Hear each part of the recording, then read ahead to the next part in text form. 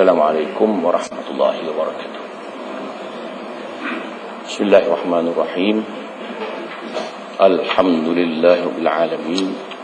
Wassalatu wassalamu ala asyrafil anbiya'i wal mursalin wa ala alihi wa sahbihi ajma'in. Rabbi shrah li sadri wa yassir li amri wa hlul 'uqdatam min lisani yafqahu qawli. Subhanaka la ilma lana illa ma 'allamtana innaka antal alimul hakim. Muslimin dan muslimat yang dirahmati Allah, alhamdulillah pada malam ini kita akan sambung mengenai kaifiat salat yang zahir. Telah pun dihuraikan berceramah yang lalu sehingga rukun yang keempat, rukun semayang sehingga yang keempat, dan sambung rukun yang kelima. Rukun yang kelima rukuk serta tamakninah, yakni serta tetap sekira-kira lulus membaca subhana rabbiyal azim, dan sunat pada rukuk itu mengucap Allahu Akbar, dan lanjutkan olehmu akan takbir itu sehingga sempurna rukuk, dan sunat mengangkatkan kedua tangan seperti pada takbiratul ihram dahulu itu. Kemudian maka ditaruhkan kedua tapak tanganmu itu di atas kedua lututmu, dan engkau dirikan kedua betismu itu sekira-kira sama rata belakang, dan lehermu dan kepala serta papan yang satu, dan engkau renggangkan kedua sikumu daripada kedua lambungmu. Tetapi jikalau ada yang semayang itu perempuan, maka iaitu sunat dihimpunkan setengah anggota itu kepada setengahnya, dan baca olehmu subhana rabbiyal azim 3 kali, dan sunat ditambah wa bihamdih. Panjanglah soalan dia punya huraian dia. Maka yang kelima rukuk dan tamakninah. Ingat balik, tamakninah artinya berhenti sejenak ke semua anggota berat sekadar boleh membaca subhanallah, dan di sini sebut subhana rabbiyal azim. Maknanya sekurang-kurang tamakninah, berhenti seluruh anggota yang berat. Anggota berat maknanya tangan, kepala itu anggota berat, jari itu anggota ringan. Jangan ada yang bergerak anggota yang berat waktu rukuk itu, dan mesti berhenti kesemuanya. Sekiranya belum berhenti anggota berat, tiba-tiba kita bangun, maka rukuk itu tidak sah. Rukuk tidak sah. Itu dia. Kemudian sunat membaca Allahu Akbar waktu nak rukuk, dan akbar itu eloknya sesampai sahaja seluruh anggota dah rukuk baru berhenti. Allahu Akbar. Begitu. Rukuk dah. Jadi mana Allahu Akbar sampai. Dengan Allahu Akbar baru sampai. Ataupun Allah dah sampai dah, akbar tak berhenti lagi. Gitu. Jadi maknanya kita sunat apabila rukuk itu kita membaca Allahu Akbar, dan akbar itu hendaklah kita berhenti apabila sudah sampai. Begitu sunat. Kemudian sunat mengangkat tangan waktu rukuk itu, dia ada sebagaimana takbiratul ihram dulu. Maknanya apabila kita nak takbir kan di sini, maka nak rukuk pun di sini kena ingat. Kalau nak mengangkat tangan, kalau tanda itu bab lain. Persoalannya ramai orang nak angkat tangan tapi tak sempurna. Begitu. Saya telah pun saya jelaskan beberapa kali. Maksudnya waktu nak rukuk itu, kita tadi takbir di sini juga, nak rukuk pun kena sini juga. Kalau nak mengangkat, pasal angkat ni hukumnya sunat. Jangan sebagaimana yang telah dijelaskan pada ceramah yang lama dulu. Maknanya bila takbir sini, nak rukuk sikit je. Sikit kan, sikit ni. Makna kita pun tak tahu kitab mana dia baca.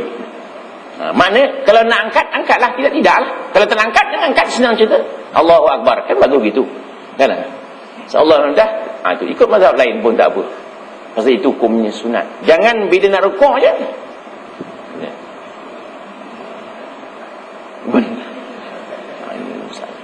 Bukan orang sini, orang tempat lain lah kan. Maknanya nak semayang betul lah. Nak semayang, kalau askar itu tabik, mesti begini. Jangan tabik begini kan. Itu pun orang takut tabik betul-betul dengan Allah Ta'ala kan, sambil lewa saja. Dan waktu rukuk itu hendaklah merenggangkan ni, merenggangkan. Kalau perempuan dia rapatkan. Begitu. Pasal orang lelaki ni ketiak dia wangi, tak apa kan. Itu keadaan. Jadi letakkan tangan di atas lutut. Kaedah dia begini. Maknanya tangan ini sekurang-kurangnya, kalau ia rukuk, tangan sampai dekat lutut, walaupun tangan tidak letakkan di atas lutut. Meletakkan tangan di atas lutut itu hukumnya sunat. Kalau tak letak, tidaklah menjadi batal semayangnya. Sekurang-kurangnya tangan sampai dekat lutut waktu ia rukuk itu. Maknanya kita letakkan ini ya. Letak sini. Sunat jarang ni, jarang. Waktu sujud rapat tangan. Waktu rukuk tangan letak lutut jarang. Jadi maknanya kalau kita letak pun tak apa, begini ya. Sampai tak? Sampai sah. Jadi macam kangaroo sudah kan. Betul. Soalannya ialah sah tak? Jawapannya sah. Tetapi sunat meletakkan tangan di atas lutut dan jarangkan. Belakang samakan. Itu sebabnya tamakninah tadi letak Allahu Akbar, berhenti semua. Baru sampai Allah Hamidah. Jangan Allahu Akbar goyang-goyang. Tak sah. Kena tu. Pasal badan anggota berat. Banyak orang dia tak sempat. Itu sebabnya sebenarnya kita beribadat ini ada dua. Yang pertama sekali kita keikhlasan itu. Yang kedua kita rasa bahawa kita sedang menghadap Allah. Dan semayang kita ini semayang yang terakhir dirasakan. Aku nak mempersembahkan kepada Allah semayang yang terakhir, subuh besok belum tahu. Maka semayang ni semayang yang terakhir. Nak semayang betul-betul ni semayang. Biarlah lambat sikit. Ada rasa kerinduan, tamalluk, rindu kepada Allah Subhanahu Wa Taala. Kalau semayang kita sudah nak laju, sudah nikmat, manisnya beribadat sudah tidak ada lagi. Manisnya tu. Jadi kita kan waktu itulah masanya pun kita nak berdialog, nak berbisik, nak mengadu hal kepada Allah Subhanahu Wa Taala. Maka kalau nak rasa manis beribadat, kita rasa rukuk pun sempurna, bangun daripada rukuk pun, sujud pun sempurna. Dengan demikian rukuk itu dia rukuk sungguh. Biar lambat sikit rukuk. Dia berhenti semua anggota. Sebabnya kita ada, dia kata mencuri dalam sembahyang. Pasal mencuri, Allahu Akbar, Allahu Hamidah, mencuri banyak. Tak cukup daripada tamakninah.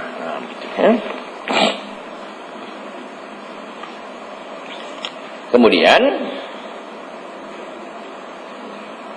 dia kata dirikan kedua betismu. Betis tegak betul, jangan goyang. Betis tegak. Sebabnya gini ya, maksud tegak betis tu Pasal ada orang sembahyang, betis ni, betis tegak macam tadi lah, begitu. Bukan gini kan? Itu orang buang air dalam lalang. Itu keadaan. Itu kena tegakkan betis. Itu maksudnya. Habis. Dan sunat membaca Subhana Rabbiyal Azim. Kemudian sunat tambah wa bihamdi. Ada setengah pendapat mengatakan wa bihamdi itu hadisnya daif. Hadisnya daif. Hadis daif ini boleh dipakai kerana ia dipanggil fadailul a'mal, amalan yang utama yang baik. Jadi kita baca Subhana Rabbiyal Azim, tambah lagi wa bihamdi. Kalau nak tambah lah, tak nak tambah pun tak apa. Dibaca 3 kali. Dan jika engkau sembahyang seorang atau engkau imam, padahal redha makmum itu dengan lanjutkan, maka lebih olehmu daripada 3 itu hingga 7 kali atau 9 atau 11 kali, itu terlebih afdal. Maknanya kalau sembahyang seorang-seorang, 3 pun boleh, 5 lagi bagus, 7 lagi canggih, 9 lagi afdal, 11 lagi bagus. Itu kalau sekiranya sembahyang seorang. Tetapi kalau menjadi imam dan makmum redha, itu dia. Makmum redha, kita sembahyang lama-lama begitu, maka hukumnya boleh dilanjutkan. Itu sebabnya kita sembahyang sembahyang subuh Jumaat, sujud tilawah itu mesti makmum redha. Kalau makmum tak redha, tak payah. Dan tiap-tiap subuh Jumaat pun hendaklah kita pastikan tidak semesti tiap-tiap minggu, supaya memaklumkan kepada makmum benda ni tidak wajib. Kadang ada orang tak faham. Kan Mekah baru ni habis, tak rukuk belakang, tak sujud belakang. Tengok apa hal. Balik-balik dia kata imam tak sah sembahyang 3 rakaat. Padahal sujud tilawah tu. Jadi maknanya kita boleh sembahyang, boleh baca sampai 11 kali. Tapi kalau makmum tak redha, jangan buat pasal. Tak datanglah imam makmum. Dia tunggu lama benar imam. Gila imam dia kata imam lah gila, badan dia yang gila. Boleh sampai 11 kali. Kalau sembahyang tarawih, jangan.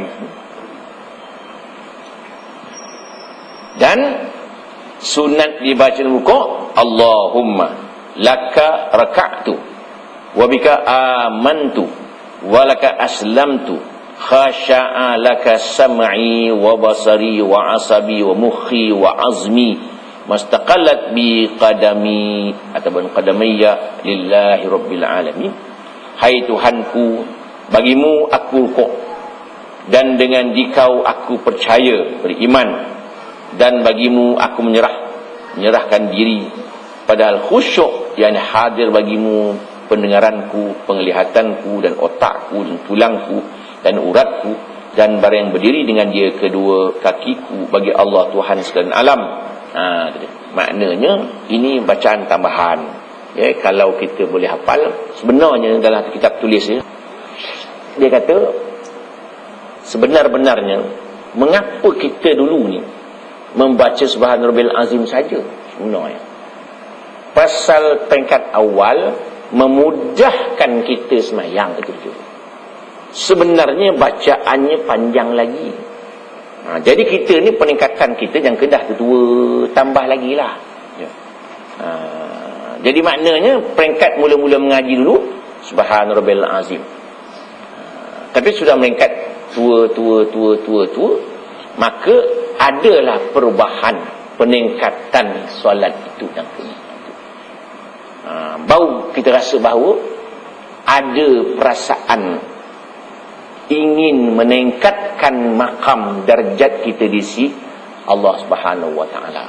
Jadi sama juga kita ataupun kita baca dalam buku Subhanakallahumma wa bihamdika Allahumma ighfirli. Jadilah.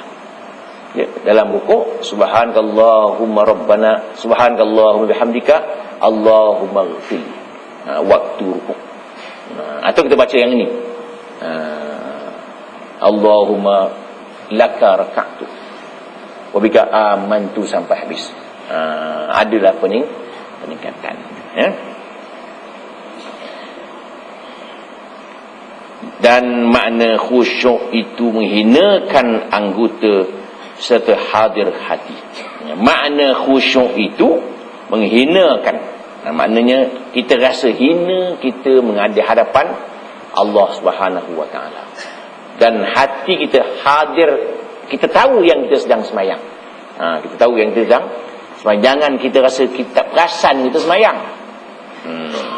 Sebabnya kita memandang tempat sujud. Mata memandang tempat sujud, hati ingatkan kepada Allah yang disembah itu. Tangan kena jaga. Jangan menggaru sana, menggaru sini. Pasal apabila gatal, kalau digaru sekali, maka gatal tempat lain. Gatal sini, garu. Sini pula dia. Passion tu dah. Tapi kalau tak garu, dia tak garu dah. Gatal itu akan beralih. Kalau ia tak menggarulah ia sampai kesudah. Kalau ia menggaru, akan menggarulah sampai kesudah. Saya cuba test. Tahan, gatal tak apa. Tak gatal dia. Tetapi kalau garu yang gatal, maka menggatallah Islam lamanya. Alhamdulillah. Itu kaedah dia. Yang keenam i'tidal, serta tamakninahkan dalamnya. Maka angkatkan akan kepalamu pada ketika i'tidal itu hingga berdiri betul, serta engkau angkatkan kedua tanganmu seperti dalam takbiratul ihram dahulu, dan baca olehmu sami Allahu liman hamidah, artinya telah mendengar Allah Ta'ala akan seorang yang muji akan dia. Maka apabila betul berdiri, maka baca olehmu Rabbana lakal hamd mil as-samawati wal mil al-ard mil ma syi'ta min syai'in ba'd. Maksudnya bagimu segala puji padahal memenuh tujuh tela langit dan memenuh tujuh tela bumi dan barang yang engkau kehendak dari sesuatu yang kemudian dari langit dan bumi itu. Dan sunat engkau baca doa kunut. Jadi lepas i'tidal, lepas rukuk kita i'tidal. Dipesan lagi dalam kitab ini, hendaklah mengangkat tangan sama dengan takbiratul ihram dulu. Di sini baliklah. Mana bangun daripada rukuk tadi pun begitu. Bangun pun maksudnya kalau rukuk tadi saya kepesankan sama aja. Allahu Akbar, rukuk pun di sini, Subhanallah alhamdulillah pun di sini juga. Jangan bila bangun tu kita sambil lewur saja. Dan dipesankan supaya tegak betul. Banyak orang sembahyang sunat tak tegak, nak cepat gini. Itu dia bagi tu. Kalau rukuk, Subhanallah alhamdulillah, berhenti semua. Berhenti ke semua anggota. Jangan separuh. Maksudnya Subhanallah alhamdulillah sikit ni, betul. Kan tak sah. Lebih selamat kita sah semayang. Pasal semayang pun tak ada guna. Bila semayang tidak ikut undang-undang, maka tidak ada apa artinya. Betul Nabi saya di zaman ala ummati salun wal salun, akan sampai masa umat aku semayang, sebenarnya mereka tidak semayang. Mesti tegak ke semua anggota. Tegak betul. Jangan goyang-goyang. Goyang pun jangan. Anggota berat. Jadi sallallahu liman hamidah, berhenti. Kan gitu. Jangan Allah hamidah, sedap lah goyang. Allahu Akbar, tak sah lah. Dia belakang dua, depan dua, empat dah, habis batal.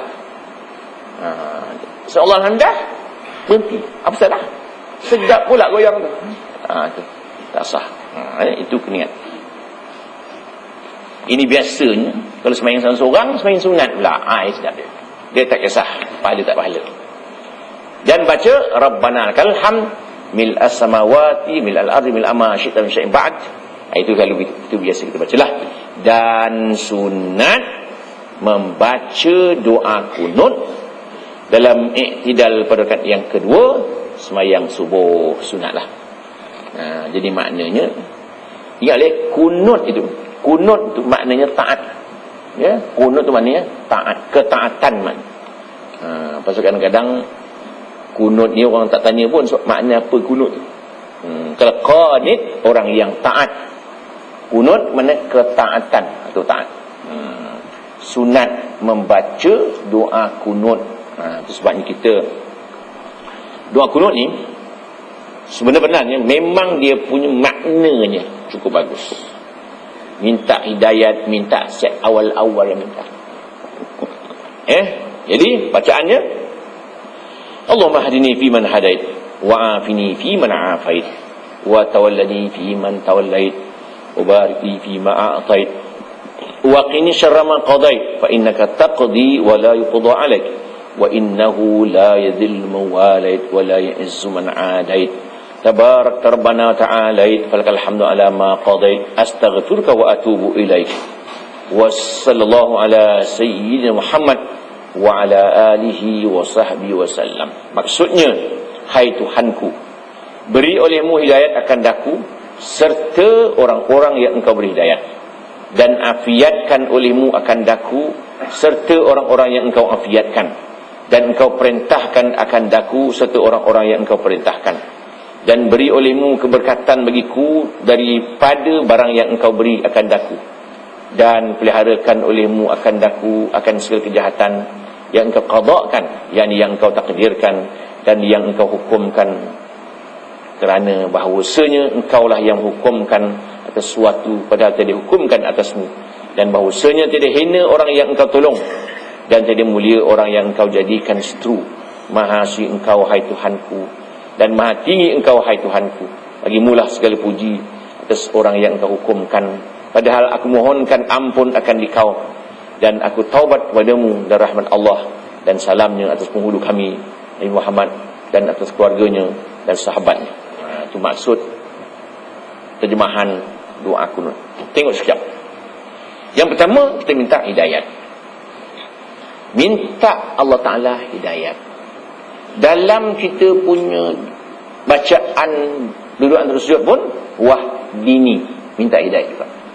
Dalam semayang pun minta ihdinas siratal mustaqim, minta. Ya, ihdinas siratal mustaqim, tunjukilah kami wahai Allah apalah kiranya jalan yang lurus, jalan yang benar, jalan yang sah. Jalan yang bagaimana? Jalan yang telah engkau nikmatkan ke atas mereka itu. Siapa mereka itu?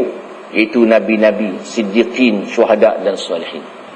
Ghairil maghdubi, bukan jalan yang dimurkai, bukan jalan Yahudi. Waladhdallin, bukan jalan sesat, bukan jalan Nasara. Itu sebab kita tadi baca radina billahi rabba. Yang kami redha ni Allah Ta'ala itulah sebagai Tuhan. Bil islami dina, Islam itulah yang kami redha sebagai agama. Jangan tambah bil islamil hadari dina, jangan. Kan payah. Nak pesan baik-baik tu, jangan pandai-pandai tambah-tambah yang Allah dah. Islam itu Allah Ta'ala yang beri itu. Dari Nabi Adam sampai Muhammad, Islam itulah. Kena pesankan orang Panjaian, jangan silap. Besok bimbang dalam kubur telajak kita. Nanti mereka tanya, Madi duka, apa agamamu? Islam hadari. Sudah. Kan pening malaikat ni. Agama mana pula dapatnya? Kena ingat, buat baik tu. Jangan kita terikut-ikut dengan cara yang salah. Islam jangan tambah. Islam yang naik bawa itulah dia. Kalau hadara Islamnya lain, itu tamadun Islam lain. Al-fiqhul islami, fiqh Islam lain. Fiqh yang diislamkan, akidah yang diislamkan. Akidah rosak pun ada, tapi akidah yang Islam. Islam yang hadari tak ada. Macam ikan bilis juga. Ikan bilis, bukan bilis ikan. Ada tak? Bila ni? Pernah beli bilis ikan lah ni? Betul ke gak-gak? Sekian dimaklumkan. Itu dia. Jadi akhirnya minta hidayat. Hidayat bagaimana? Sebagaimana orang-orang yang telah engkau beri hidayat. Macam itulah. Itu yang kita minta tu. Wa'afini fiman afait, sihatkan aku sebagaimana orang-orang yang kau sihatkan. Wa tawallani, pimpinlah aku sebagaimana orang-orang yang kau pimpin. Minta. Pagi-pagi dia minta lah. Nah, itu sebabnya kita subuh-subuh ni kita bagusnya semayang berjemaah. Pasal ramai-ramai minta. Tapi subuh-subuh ni orang malas bangun tu. Nak pesankan kita kadang-kadang tak terasa rugi tak berjamaah. Kan Nabi kata, man sallas subah fi jamaah faka'annama qamal laila kullahu. Barang siapa yang sembahyang subuh berjamaah, seolah-olah ia mengadakan qiyamul lail sepanjang malam. Man sallal isya fi jamaah faka'annama qamal laila nisfahu. Barang siapa yang sembahyang isyak berjamaah, seolah-olah qiyamul lail separuh malam. Jadi subuh ni kita ingat ya bahawa bangun celik mata itu sudah alhamdulillah dah.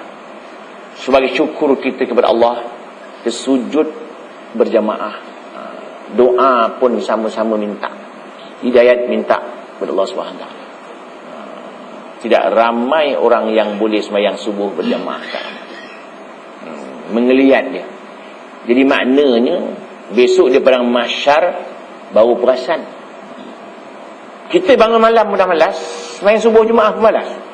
Satu hari Nabi Daud bertanya, "Ya Allah, ya Tuhanku, adakah makhlukmu yang paling banyak berzikir di waktu malam?" Allah jawab, "Ada." "Siapa wahai Allah?" Kata beramal malam. Kita tidur. Baik kata bagi kita sikit. Kalau kata tahu tak malu kita. Luqman pula berkata, "Wahai anak aku, jangan kau lebih teruk daripada ayam jantan." Ayam jantan bukan bangun saja, menggerakkan orang tidur. Tak hebat ayam tu. Tak pernah ayam mogok. Pernah tak ayam hujung-hujung lebat, sebab kokok sejuk dia tu. Gila ayam. Tak kokok, ngantuk hari ni. Tak ada. Tak canggih ayam pada kita. Dia bangun dan menggerakkan orang tidur. Kan canggih. Kita memang gerak orang tidak dah. Bangun pun tidak. Itu kelebihan kita lah pula. Gitu. Betul. Jadi maknanya kita mau lebih hebat pada ayam itu. Nak lawan katak, tak terlawan dah. Katak tak masuk syurga tu. Tak masuk neraka, tak masuk syurga. Pun beramal malam. Gitu. Macam ni. Ada harapan. Itu diminta. Minta. Tu saya ingat pesan lagi satu. Kita pada mahsyar besok. Pada mahsyar. Neraka dah menyala-nyala dah. Nak menyangga dah. Tertik rasa hati kita. Begini rupa-rupa neraka. Kalau aku tahu dululah, aku tak hidup dalam dunia pun tak apa. Cakap seorang dalam mati, kalau beginilah neraka, aku tak hidup pun tak apa. Tapi apa nak dikatakan? Dan nak menghadap neraka dah. Itu sebabnya di padang mahsyar besok nak pesan. Orang yang paling berat soal, orang kafir lah. Orang kafir, orang musyrik, orang murtad, orang munafik. Ini soalan amat berat. Habis, itu orang kafir lah. Kemudian orang yang paling berat lagi soalan yang Allah timbulkan pada mahsyar ialah pemimpin nombor satu dalam sebuah negara. Soalan. Ditanyanya pemimpin itu, bagaimana engkau dapat kepimpinan ini? Apa cara? Betul ke tak betul? Kemudian keadilan yang kau lakukan betul atau tidak? Paling senang dia pemimpin. Kemudian yang kedua, yang paling berat, ulama juga. Jangan pemimpin, ulama pun kena. Kerana ulama yang dipelajarinya, yang dipraktikkannya tak sama. Islam, agama, pengajian yang dituntutnya dahulu tak sama apa yang dilaksanakannya. Kemudian orang awam pula semayang yang pertama soalan. Kemudian pembunuhan, membunuh orang. Di sini ibadat, semayang yang pertama sekali. Betul, kita semayang betul tu. Yang kedua, kalau kita bunuh orang ni persoalan yang amat berat. Apa cara pun. Sebabnya membunuh orang ini, kalau bunuh orang, dosanya seperti membunuh kesemua orang dalam dunia ini. Ulama berbincang tentang pembunuhan ini amat panjang. Sehingga akhir-akhirnya sampai ada yang mengatakan Allah tak terima taubat orang yang bunuh orang itu. Itu sebab tuan-tuan nak pesan sikit. Kalau kita dapati orang itu membunuh orang, hendaklah kita balas bunuh itu, bunuh balas itu mesti pancung kumnya. Tak boleh gantung, tak boleh. Pasal gantung tu menyiksa orang yang walaupun dia jahat, tapi kita dianggap menyiksa orang itu. Kan dalam Islam tidak boleh berlaku zalim. Dia betul, dia jahat, bunuh orang betul. Tapi kita bunuh dia, pancung supaya dia tak rasa sakitnya mati itu. Kan Islam dah begitu. Walaupun dia jahat, memang jahat. Tapi bukan untuk dia sebenarnya. Dibunuh dia itu bukan untuk dia. Dia tak ada guna pun dah bunuh orang dah. Gunanya untuk orang lain yang belum bunuh orang. Begitu. Walakum fil qisas hayah. Bagi kamu itu kisas untuk orang lain hidup. Maksudnya, kita tengok orang itu bunuh orang, kena bunuh, kita pun tak berani bunuh orang dah. Maka orang lain kan boleh hidup. Tapi kalau bunuh orang yang bunuh orang itu, dalam gelap gelita siapa pun tak nampak, apa orang nak takut? So dalam Islam dipancung leher dia tu. Sebab kita bunuh orang yang bunuh orang dengan cara gantung, itu pun akan disoal daripada masyar. Siapa yang nak tanggung macam? Bukan senang. Jangan kita rasa bahawa kita dah semayang, dah ke Mekah dah 10 kali, dah umrah, dah pergi haji tak tinggal, zakat dah bayar semua dah. Baik, kita rasa boleh masuk syurga. I belum tahu. Ini yang paling menakutkan sebenarnya. Itu sama-sama kita fikirkan bagaimana untuk mencapai kemenangan di akhirat besok. Hidup ini bukan hidup di sini. Hidup ini ada lagi hidup yang amat berat persoalan. Nabi Allah Adam AS, apabila kita semua anak-anak cucu Adam ini minta tolong, wahai Nabi Allah Adam, wahai ayah kami, wahai bapa kami, tolonglah syafaatkan kami. Tapi tidak, Nabi Adam kata tidak. Nafsi. Hari ini, kata Nabi Adam, merupakan hari yang Allah paling murka sekali, yang tak pernah berlaku sebelum ini. Nabi Adam dah jamin masuk surga pun takut. Hari ini merupakan hari yang Allah paling murka, yang tak pernah berlaku sebelum ini. Nabi Adam tak berani, serena Nabi Adam. Nabi Nuh pun tak berani, Nabi Ibrahim tak berani, semua tak berani. Itu dia. Itulah yang patut kita fikirkan. Kita minta Allahumma dini fi man hadait. Minta Allah, Rabbana la tuzigh qulubana ba'da idh hadaitana. Ya Allah, jangan kau selewengkan hati kami setelah engkau beri kami hidayat. Biar terus istiqamah. Sebabnya hidup ini dalam Islam bukan sembahyang itu saja diambil kira. Semua diambil kira. Ekonomi kita, politik kita, cara hidup kita, semua akan dipersoalkan di padang mahsyar. Sebabnya kita nak mati pun kita bimbang. Dihalaukan di padang mahsyar besok pun lari. Wasiqal ladzina kafaru ila jahannama zumara. Dihalau orang-orang kafir itu ke neraka jahanam berpuak-puak. Hatta idza ja'uha futat abwaab. Sampai terbuka pintu terus. Itulah sab'atu abwab. Neraka itu ada 7 pintu. Fi kulli babin minha juz'un maksum. Tiap-tiap 7 pintu ada unit-unit pula lagi. Pasal apa? Supaya kita masuk neraka jangan berebut-rebut. Masuk aja dah. Itu dia.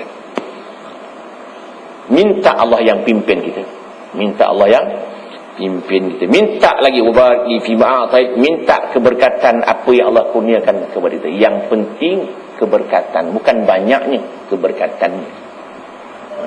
Kadang-kadang hidup ni tidak berkat, rezeki pun tidak berkat. Kita minta keberkatan itu. Kemudian minta apa lagi? Wa qini syarra ma qadait, minta lindung kejahatan-kejahatan apa yang telah Allah putuskan. Kemudian minta apa lagi? minta taubat, istighfar dan sebagainya. Pagi-pagi dah. Itu dia. Habis. Yang ketujuh, sujud yang pertama serta makninah, dan hendaklah engkau sujud serta engkau ucap Allahu Akbar dengan cara engkau angkatkan kedua tanganmu. Maka sunat engkau taruh pertama-tama di atas tempat sujud itu akan kedua lututmu, kemudian maka kedua tanganmu, kemudian maka dahimu padahal terbuka, dan sunat engkau taruhkan hidungmu beserta dengan menaruhkan dahimu pada tempat sujud dan tiada terdahulu dan kemudian, dan sunat engkau renggangkan kedua sikumu daripada kedua lambungmu dan renggangkan perutmu daripada kedua pahamu. Tetapi sunat perempuan merapatkan pada sekalian itu, dan hendaklah engkau taruhkan kedua tanganmu pada ketika sujud itu berlentangan dengan kedua bahumu, dan jangan engkau hampirkan kedua lenganmu itu pada tempat sujud itu, dan demikian itu makruh, dan baca ulimu subhanallahil a'la wa bihamdih. Kemudian lepas i'tidal kita pun sujud. Sujud tak payah angkat tangan dah. Ingat kita rukuk angkat tangan kan. Bangun berukuk angkat tangan. Sujud tak payah. Tak ada orang angkat pun, ada orang angkat sekali-sekala. Sujud. Dan mula-mula turun lutut dulu. Kemudian baru tangan. Kemudian baru dahi dan hidung serentak. Dahi hukumnya rukun, hidung hukumnya sunat. Mazhab lain tak. Mazhab lain hukumnya wajib. Mazhab Hanafi, Maliki, hidung. Sekali ada orang daripada Sudan datang ke sini. Dia komplain, "Jumpa saya dia apa Malaysia ni?" Dia kata, "Sembahyang hidung tak kena." Kan ada orang kata hidung tak kena, dahi je kena. Saya kata orang Malaysia ni memang mazhab Syafi'i, dia tak wajib letak hidung. Mazhab awak memang wajib. Tak wajib pun hidung dah sampai dulu. Itu kata dia. Bawa perasan dia. Nak komplain aja dia. Bagus juga dia komplain, nak tanya kan. Jadi maknanya lutut, tangan. Melainkan orang-orang yang mengandung, orang gemuk-gemuk tak boleh dia. Turun lutut dulu, terbalik dia. Itu bab lain. Boleh. Maknanya turun tangan dulu baru lutut. Orang awam ni lutut dulu baru tangan. Dah tangan terus kita sunat serentak, dahi hidung serentak letak. Gitu. Dan dahi terbuka. Kena dahi terbuka. Jangan sembahyang begitu, tak sah tu. Tak hidup muka pun kan. Dan jangan sujud ke atas kain yang bergerak bersama-sama kita bergerak kan? Jangan sujud di atas kain yang bergerak bersama-sama kita bergerak. Katalah serban tu, letak serban sini kan, kita sujud, serban tu terletak ke depan kan, kita sujud atas sujud, tak sah. Tu. Perempuan pun sama juga. Kata pakai telur pendek ya, telur pendek tu. Dia punya kain ni, kain tudung ke depan gitu. Dia sujud di atas kain itu tak boleh. Gitu. Ingat, jangan sujud di atas kain yang bergerak bersama-sama kita bergerak. Itu. Jadi anggota sujudnya ada 7. Yang pertama dahi. Yang kedua, kedua tapak tangan. Yang ketiga, kedua lutut. Yang keempat, kedua perut jari kaki. Kaki itu kena begitu. Kaki kena begitu. Sujud, ini saya nak komen banyak. Sujud ini mesti ketujuh tu. Umirtu an asjuda. Aku disuruh sujud ala sabati a'zum, dengan 7 tulang. 1, 3, 2 lutut, 5, dan 2 perut. Dengar ya, 2 perut jari kaki. Bukan 2 jari kaki tak. 2 perut. Maknanya kaki itu bila sujud mesti bengkokkan, terpeletukkan kaki tu.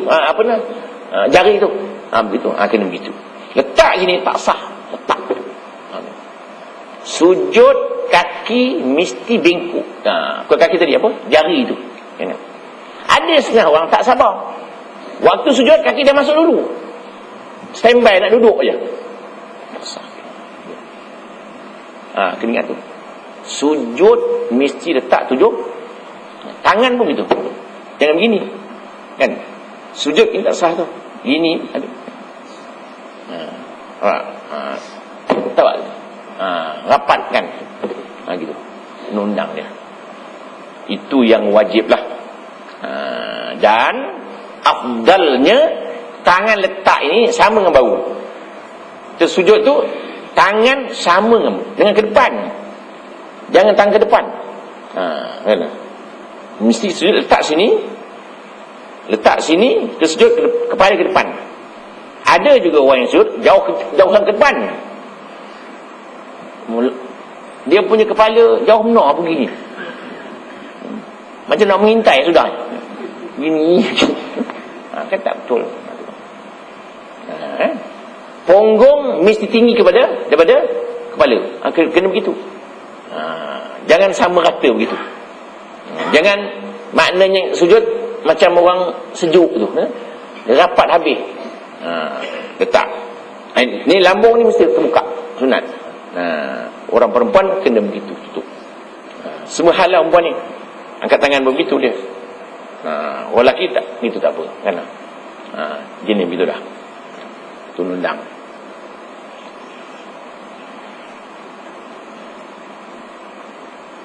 Dan sunat membaca subhan rabbil a'la wa bihamdih 3 kali, 7 kali, 11 kali, iaitu terlebih afdal pada orang yang sembahyang seorang atau imam yang redha makmumnya dengan dilanjutkannya itu. Dan sunat keduanya itu baca kemudian tasbih itu subun qudusur rabbul malaikatu ruh Allahumma laka sajadtu wa amantu wa laka aslamtu sajada wajhil ladzi khalaqahu wa sawwarahu wa syaqa sam'ahu wa basaru bihawli wa quwwatihi tabarakallahu ahsanul khaliqin. Ini kita baca waktu biasanya surah tilawah, juga boleh baca waktu kita sujud.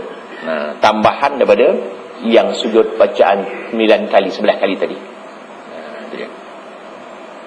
Yang ke-8, duduk antara dua sujud serta makninah, maka engkau angkatkan kepalamu daripada sujud padahal engkau mengucap Allahu Akbar hingga duduk betul, dan duduk engkau ketika itu atas kakimu yang kiri dan dirikan tapak kakimu yang kanan, dan engkau taruhkan kedua tapak tanganmu itu di atas kedua pahamu dan baca olehmu Rabbighfirli warhamni warzuqni wahdini wajburni wa'afini wa'fu anni.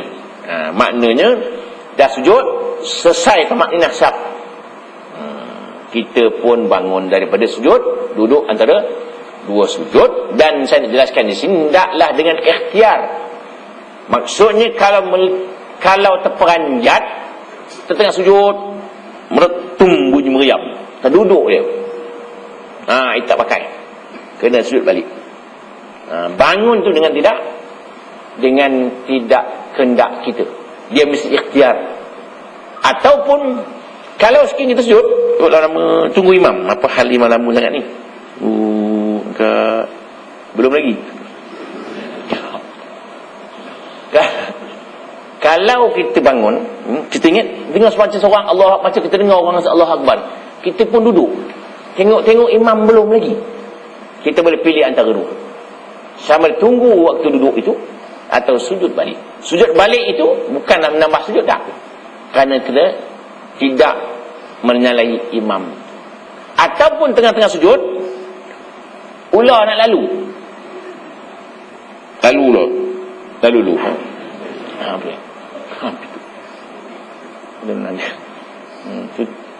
banyak dalam kitab-kitab fiqh, ya. Kitab fiqh ini banyak, di sini tak ada masalah. Dalam kitab-kitab fiqh yang tebal-tebal, yang besar-besar, banyak menceritakan masalah-masalah. Kalau kita baca sejarah fiqh, dipanggil fiqh takdiri, meramalkan, mentakdirkan, memikirkan masalah-masalah yang akan datang. Begitu. Walaupun ada ulama-ulama tak setuju. Contoh ya, hebatnya ulama-ulama dulu. Nak pesankan kita jangan condemn ulama dulu. Ulama-ulama dulu memang alim-alim sungguh. Memang tak lawannya. Jadi kalau kita baca sejarah Islam di Spanyol, ulama-ulama di Spanyol ni membincangkan hal falsafah saja, tidak di dewan, di bawah pokok je. Hebatnya. Mana orang awam terlalu alim, orang awam. Orang zaman dulu mikirkan akan datang. Jadi masalah akan datang sudah siap dah. Masalah akan datang sudah pun siap. Maknanya apa yang akan berlaku akan datang sudah siap, tak payah apa susah. Contoh yang saya pernah jelaskan dulu. Dia kata,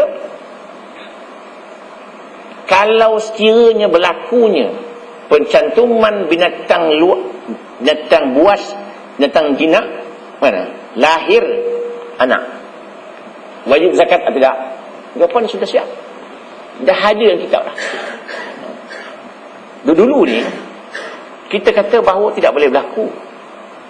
Ulama-ulama dulu telah mikirkan. Itu sebab kita bila lahirnya selembu itu, kan, seladang dengan lembu, dia dapat anaknya selembu. Masa itu televisyen sibuk cari saya nak tanya hukum kena zakat tak. Baru seekor. Dah tanya dah. Adakah wajib bayar zakat sekira cukup nisab? Kalau sekiranya berlaku cantuman di antara binatang buas binatang jinak, mana? Jawapan dah siap dalam kitab dah ada. Saya kata dalam kitab dah ada. Wajib bayar zakat sekurnya cukup nisab.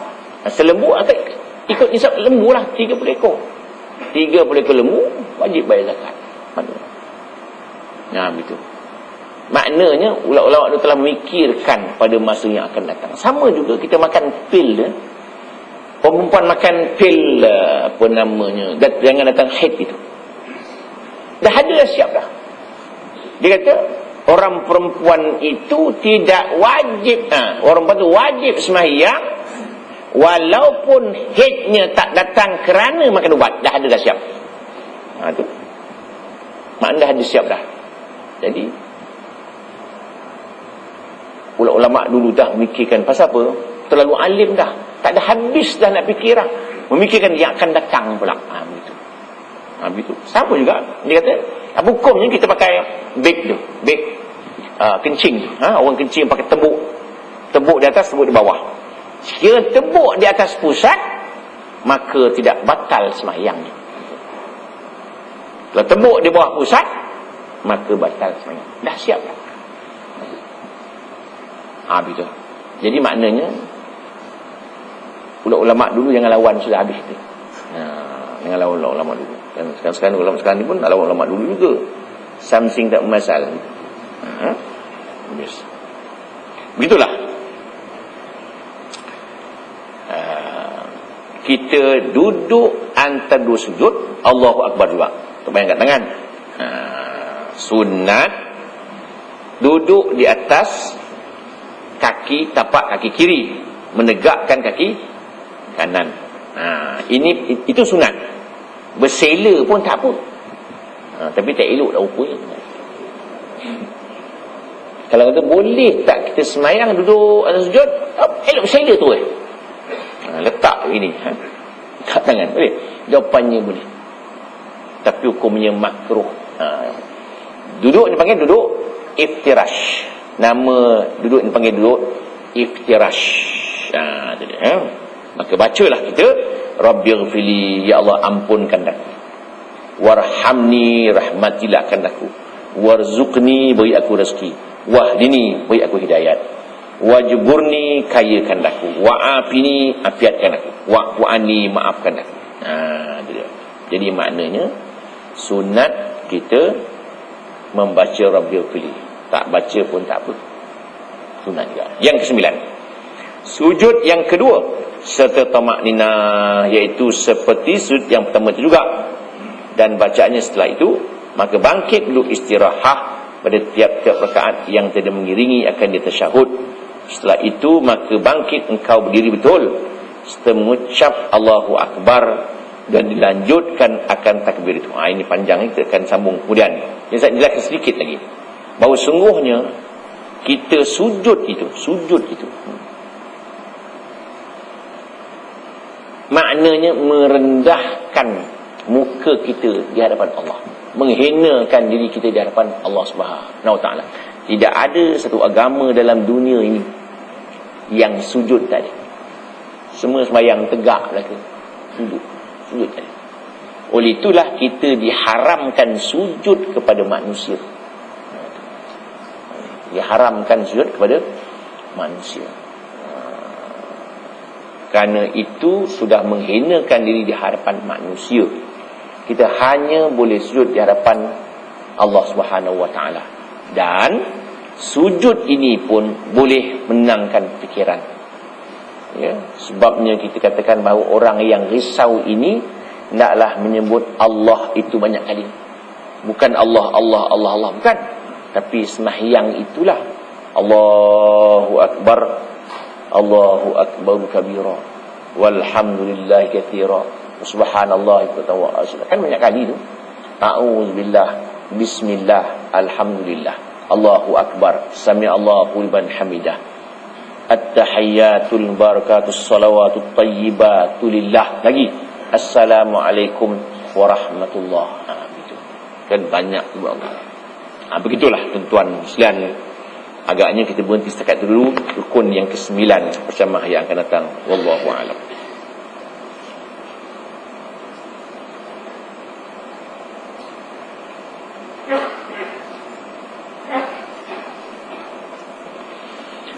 A'udzubillahi minasyaitonir rajim. Bismillahirrahmanirrahim. Alhamdulillahirabbil alamin. Wassalatu wassalamu ala asyrafil anbiya'i wal mursalin wa ala alihi wa sahbihi ajma'in. Allahumma arhamna bil Qur'anil azim waj'alhu lana imaman wa nuran wa hudan rahmah. Allahumma dhakkirna minhu ma nasina wa 'allimna minhu ma jahilna warzuqna tilawatahu ana al-laili wa atrafan nahar waj'alhu lana hujjatan ya rabbal alamin. Allahumma anfa'na warfa'na bil Qur'anil azim wahdina bil ayati dzikril hakim. Taqabbal minna innaka antas samiul alim. وتب علينا يا مولانا إنك أنت التواب الرحيم. وصلى الله على محمد وعلى آله وصحبه أجمعين والحمد لله رب العالمين. السلام عليكم ورحمة الله وبركاته.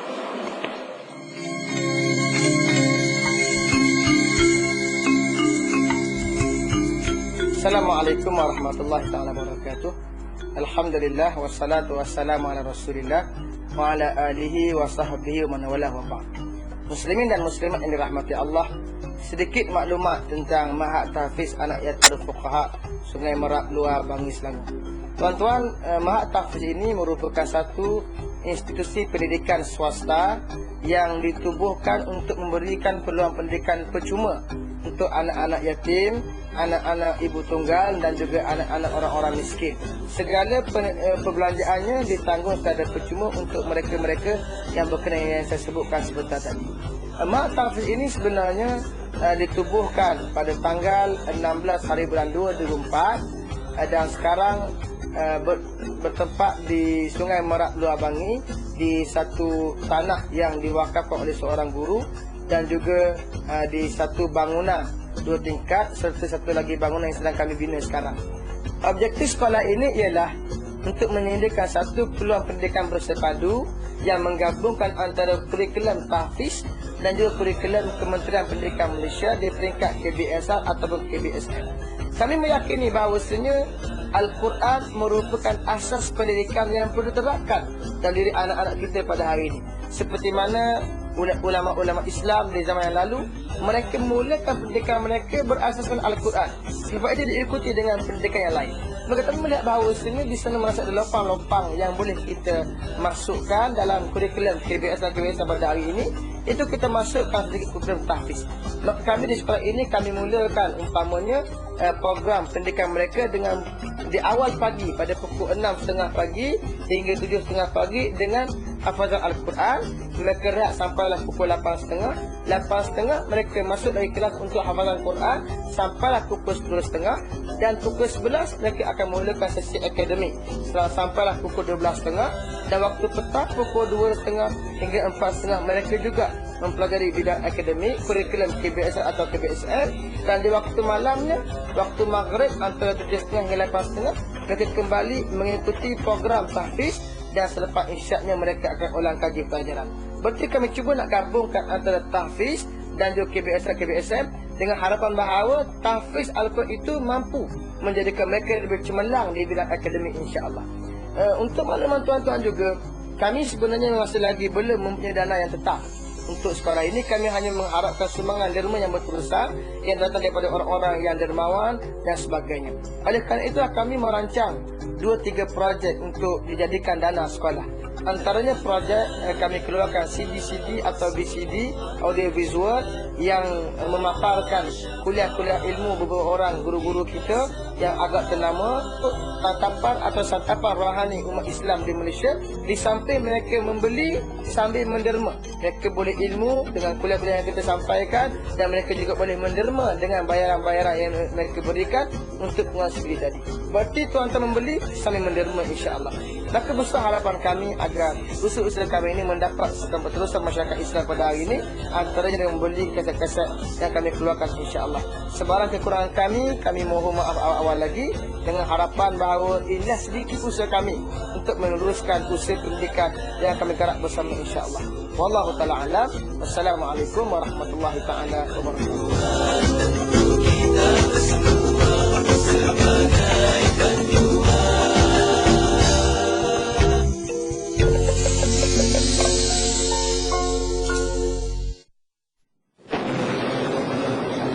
Tahfiz Anak Yatim Darul Fuqaha memerlukan sumbangan anda untuk pemilihan surau bernilai RM250,000. Hulurkanlah bantuan untuk anak-anak ini. Segeralah membuat bajikan. Hubungi 013-362-1236, 013-362-1236.